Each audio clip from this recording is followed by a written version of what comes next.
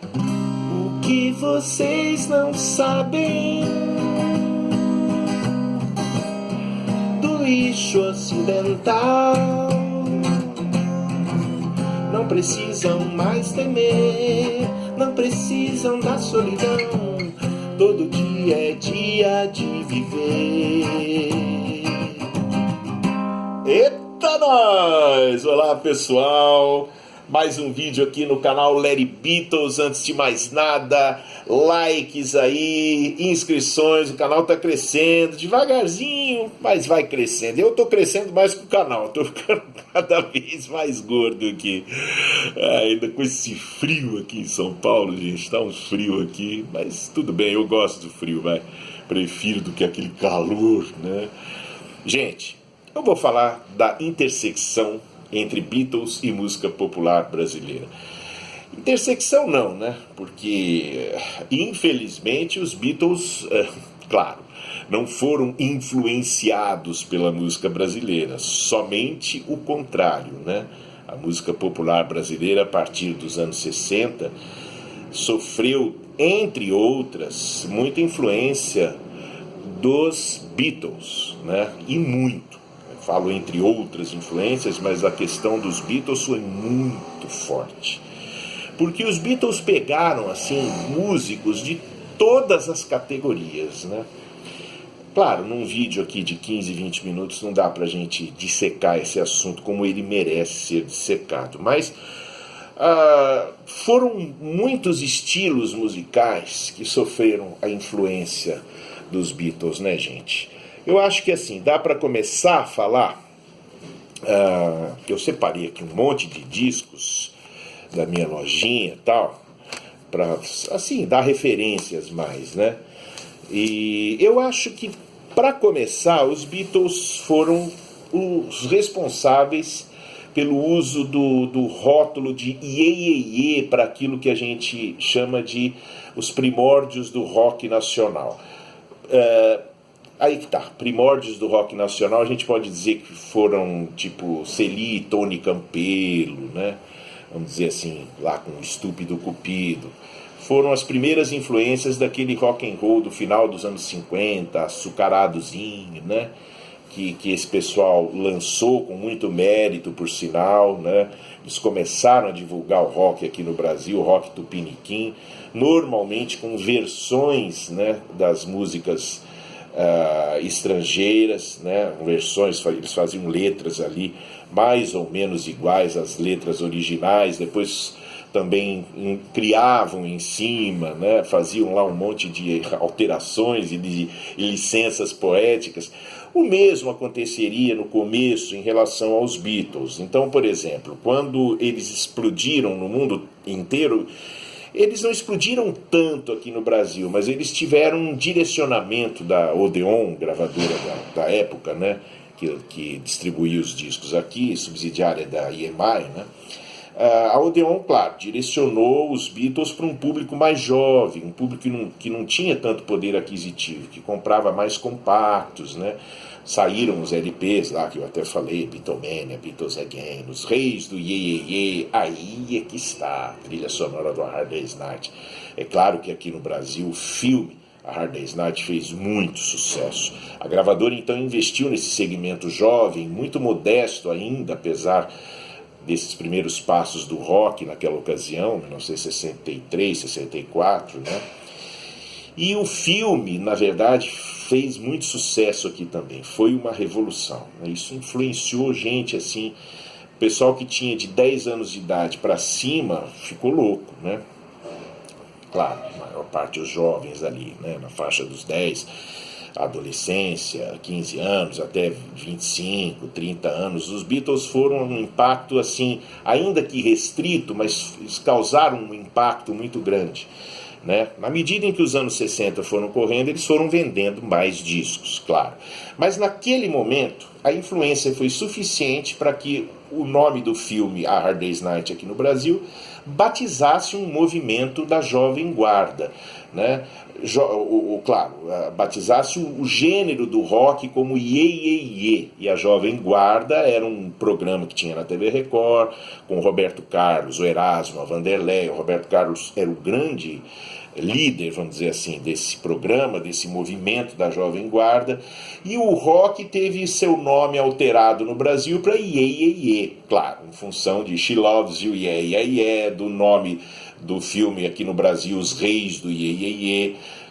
Isso causou um impacto muito grande, a começar pelo o novo nome do rock no Brasil, né? Iê, Iê, Iê. Musicalmente dessa fase, então, artistas como Roberto Carlos, o Erasmo, como eu já falei, a Vanderlei, muita gente mais que agora vai me fugir, Renato e seus Blue Caps, o Rony Von, esse pessoal reproduzia o ritmo das músicas dos Beatles e o arranjo das originais canções dos Beatles, de forma ainda mais adocicada. E as letras, como eu falei, algumas eles pegavam a ideia da música e escreviam uma letra em português ali mais ou menos dentro daquele espírito, e outras eles faziam uma coisa completamente diferente do que os Beatles cantavam, na verdade, né? De qualquer forma, pegou e fez muito sucesso. A Jovem Guarda, pode-se dizer que foi assim, fez até mais sucesso que os próprios Beatles aqui no começo, embora os grandes inspiradores fossem eles, né? Então, assim, desse primeiro período, eu escolhi aqui os discos que eu tenho à mão aqui, que eu me lembro desse disco aqui do Roberto Carlos, Jovem Guarda, né? Que foi um impacto, assim, né? Quero que vá tudo pro inferno, né? Foi meio que a Help do Roberto Carlos, né? Aí tem aqui Pega Ladrão, que era outro número de rock and roll. O Roberto Carlos, que começou a carreira dele timidamente imitando o João Gilberto, quando os Beatles começaram a se fazer notados aqui no Brasil também, o Roberto Carlos sentiu, né, e o pessoal que cercava ele lá da gravadora CBS e tal, sentiu que o Roberto tinha que tentar esse caminho da música jovem, para o público jovem. Então o Roberto, claro, pegou aquela coisa dos Beatles ali logo do comecinho, né? Então o Roberto passou a reproduzir esses rocks assim mais comuns dos Beatles, o ritmo e tal, e poxa, explodiu, virou um ídolo nacional, né? Comandante lá desse famosíssimo programa Jovem Guarda na TV. Eu acho que começou na Excelsior, depois foi para Record, se eu não estiver enganado. Eu sei que na Record foi uma explosão, né? Nesse rastro, o Rony Von, aqui é uma coletânea do Rony Von, né? Rony Von e seus sucessos, que eu acho que essa coletânea pega ali a primeira fase do Rony Von, que nem teve uma carreira tão longa, depois ele parou, né? Eu acho que ali nos anos 70 ele deu uma baixada de bola. Mas o Rony Von, vocês lembram, o grande sucesso dele, o primeiro foi uma versão de Girl, né? Chamada aqui de Meu Bem, né? Fez muito sucesso. Eu me lembro até hoje, quando eu era bem criança, ouvindo isso no rádio, né? Os Renato e seus Blue Caps também vieram na sequência com as versões deles, mas à medida em que esse movimento foi se tornando assim corriqueiro, né? Ou seja, ele foi muito popular, a Jovem Guarda, entre 65 e 67, 68. O Roberto Carlos faria 2 filmes muito na cola dos Beatles, né? Principalmente o Roberto Carlos em Ritmo de Aventura, que era totalmente inspirado no Help, né? Depois viria um filme em 69, que ele ia atrás de um diamante, uma coisa assim, né? Eu não lembro do nome, quem lembrar escreve aí embaixo, minha memória já foi. Enfim, o Roberto Carlos lá nos anos 60, ele seguiu muito os Beatles nessa parte mais levinha dos Beatles. Na medida em que os Beatles foram ficando psicodélicos, mais ousados, enfim, foram fazendo a revolução toda musical deles, claro, aqui no Brasil os roqueiros também foram se transformando em algo mais ousado e, né, nisso, a partir desse momento, então, nós temos os Mutantes. Eu escolhi esse segundo álbum dos Mutantes, lançado em 69, né, como um disco, vamos dizer assim, mais... acho que com mais cara de Beatles. Todos os primeiros Mutantes têm cara de Beatles, né? Mas esse aqui eu acho que tem, porque assim, aí já são os músicos brasileiros com muita influência da fase psicodélica dos Beatles. Aqui, Dia 36, por exemplo, o vocal do Arnaldo Batista está totalmente... o áudio dele, o som dele, do vocal, a distorção do vocal é a distorção dos Beatles, do George Harrison em Blue Jay Way, por exemplo, do Magical Mystery Tour, para citar um exemplo, né? Caminhante Noturno é uma música que tem uma pegada, vamos dizer assim, semelhante a Day in the Life, né? Quer dizer, as letras são bastante assim anárquicas, com já uma influência óbvia ali do ácido, né, lisérgico, dos experimentos dos Beatles com sons e efeitos e loops em estúdio. Os Mutantes são uma verdadeira revolução nesse sentido. Claro, eles não ficaram só nos Beatles, né? Os Mutantes fizeram uma síntese, eles fizeram parte da Tropicália, né? E fizeram uma síntese, aqui está o disco Tropicália, né? Uma síntese de várias influências, inclusive de músicas regionais brasileiras. Depois, claro, o rock psicodélico dos Beatles. Os Mutantes são assim né, gente, uma obra-prima. A discografia deles lá, com os três, com o trio, mais o Dinho e o Liminha, né? Dinho na bateria e o Liminha no contrabaixo. Os Mutantes foram realmente assim um fenômeno. E também são cultuadíssimos até os dias de hoje. Assim, foram realmente uma evidência da criatividade, mais uma evidência da criatividade do músico brasileiro, dos artistas jovens brasileiros, que àquela altura os músicos assim mais virtuosos e criativos, tal, eles já deixaram logo para trás a jovem guarda, que era mais bobinha, e passaram a fazer uma música muito mais ousada. Os Mutantes são exemplo disso. O pessoal da Tropicália, Gil, Caetano, Tom Zé, os próprios Mutantes estão aqui nesse disco também. Esse disco é bem, você vê que até a capa é uma capa que lembra mais ou menos a ideia do Sgt. Peppers, né? Os artistas lá, tal, com quadros, é bem o espírito Sgt. Peppers, que é aquela coisa do Brasil entrando no mundo na pós-modernidade, né? As informações via televisão, via mídia, a circulação de informações assim intensa, essa circulação. Aqui então tem um resgate da música brasileira mais antiga, da música vocalizada, cantada dramaticamente nos anos 40 e 50, o rock, o baião. Aqui é uma mistura que tem a ver com o que os Beatles fizeram em Sgt. Peppers, né? Foi aquela coisa assim de pegar várias influências enfim, de vários estilos musicais, e nesse caldeirão produzir uma coisa, um som totalmente novo, né? Aí também tinha o pessoal de Minas, o Milton Nascimento, né? O Lô Borges, que molequinho já ficou fissurado no filme Os Reis do Iê, já se ligou nos Beatles. E os mineiros têm aquela coisa assim barroca, né? Eles têm muita, assim, uma pegada assim bem erudita, eles têm lá influência da música erudita, da música de câmara, né? Essa influência, então, desde cedo se manifestou, a atração pelo jazz. O Milton Nascimento, a primeira leva de influências dele inclui o jazz, né? Depois ele passou a admirar muito os Beatles, desde o começo ele gostou muito dos Beatles, né?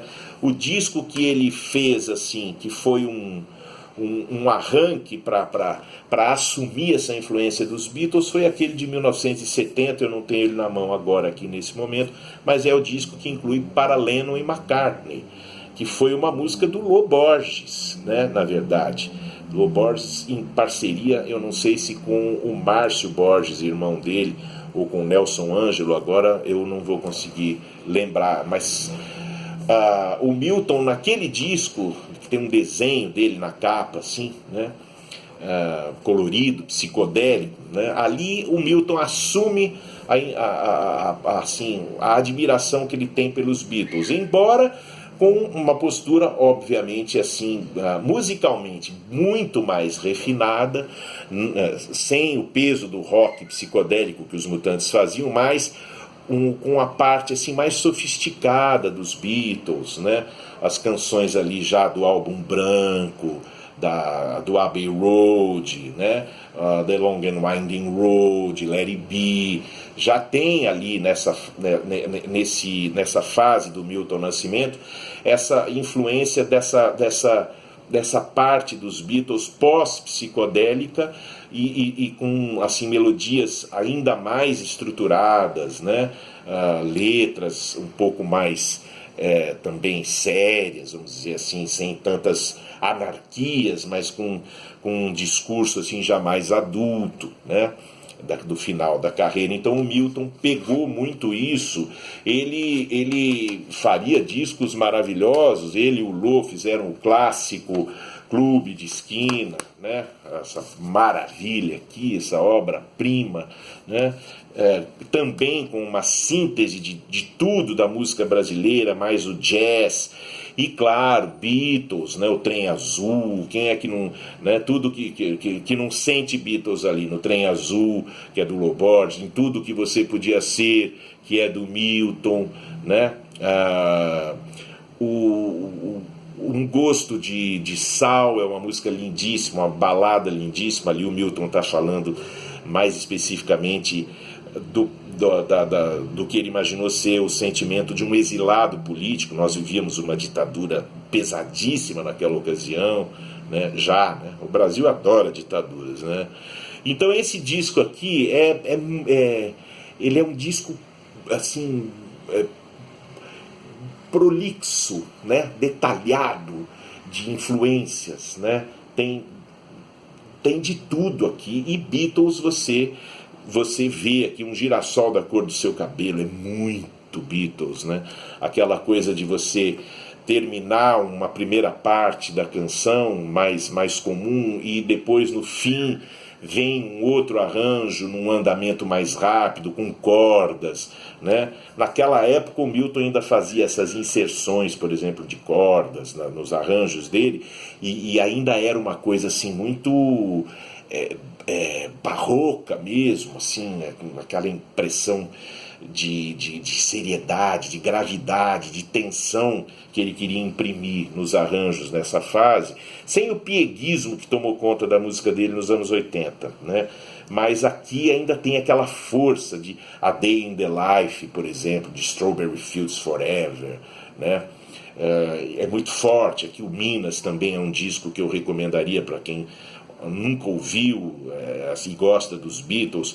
Aqui na Bonus Tracks aqui tem uma versão de Norwegian Wood, é um disco também que segue o caminho aqui do Clube de Esquina.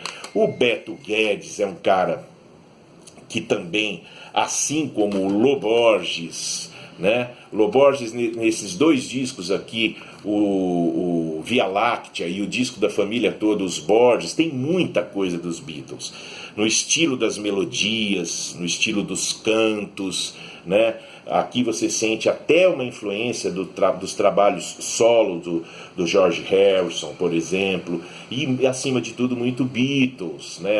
O pessoal do 14 Bis, no momento eu não tenho em mãos aqui nada do 14 Bis, mas que seria uma continuação do Terço, né?